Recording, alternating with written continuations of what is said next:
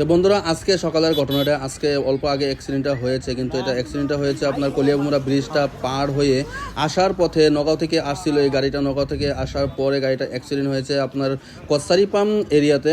তো অ্যাক্সিডেন্টটার কী কী হয়েছে আমি সম্পূর্ণ দেখানোর জন্য চেষ্টা করব। গাড়িটার মধ্যে সবজি লুট ছিল, বাঁধাকপি ছিল, তারপরে বিলাহি ছিল, আর দেখতে পাচ্ছেন এই যে মিষ্টি লাউগুলাও ছিল গাড়িটার মধ্যে। গাড়িটা অনেক দ্রুত স্পিডে আসছিল আর গাড়িটা পাল্টি হয়ে যায় এখানে। সেই জন্য বলি সবাইকে, যারা যারা ড্রাইভার ভাই আছেন, যে অতিরিক্ত মাল নেবেন না আর অতিরিক্ত স্পিড চালাবেন না আপনারা। অতিরিক্ত স্পিড চালানোর পরে, আর গাড়িটা কিন্তু লোড ছিল, ওভারলোড ছিল, ওভারলোড থাকা অবস্থায় কিন্তু অ্যাক্সিডেন্টটা হয়েছে। আর অ্যাম্বুলেন্সকে ফোন করা হয়েছে, অ্যাম্বুলেন্স আসছে।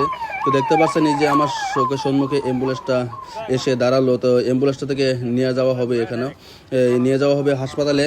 কোন হাসপাতালে নিয়ে যায় সেটা সঠিক জানি না, কারণ অ্যাম্বুলেন্সটা অন্য কোনো মানুষে ফোন করেছিল, কিন্তু অ্যাম্বুলেন্সটা সাথে সাথে আসছে। সেজন্য অসংখ্য ধন্যবাদ অ্যাম্বুলেন্স ড্রাইভার দাদাকে, দ্রুত স্পিডে আওয়ার জন্য। আপনি দ্রুত স্পিডে এসে কিন্তু মানুষগুলো পিক আপ করেছেন। একটা ভালো লাগে কি জানেন, যখন অ্যাক্সিডেন্ট হয়, যখন রাজপথায় অ্যাক্সিডেন্ট হয়, সে সময় যদি গাড়ি ঘোড়া পাওয়া না যায়, সে সময় কিন্তু অনেক একটা অসুবিধা হয়ে যায়। আর গাড়ির নাম্বারটা দেখতে পাচ্ছেন, যদি কেউ চিনে থাকেন অবশ্যই ভিডিওটা শেয়ার করবেন, যেন ওনার বাসার মানুষরা গম পায় আর বাসার মানুষরা আসতে পারে, পিক আপ করতে পারে মানুষগুলোকে। অসংখ্য ধন্যবাদ অ্যাম্বুলেন্স দাদাকে, অ্যাম্বুলেন্স দাদা মানে আসছে, তো সেই জন্য অসংখ্য ধন্যবাদ জানাচ্ছি আপনাদেরকে। তো গাড়িটার ভিতরে দেখতে পাচ্ছেন, ভিতরে আমি দেখাচ্ছি। আর এই লোকেশনটা হচ্ছে কসারিপাম এরিয়াতে অ্যাক্সিডেন্টটা হয়েছে, কিন্তু এখন পর্যন্ত পুলিশ আসে নাই।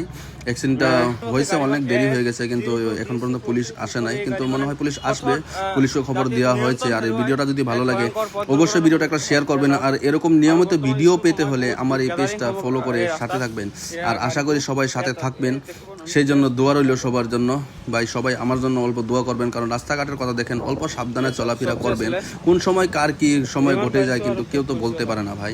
সেই জন্য বলি, বাইক চালালে হেলমেট চালিয়ে বাইক চালাবেন, আর যদি চার চাকা চালান দ্রুত স্পিড চালাবেন না। সেই জন্য অসংখ্য ধন্যবাদ সবাইকে ভিডিওটা দেখার জন্য।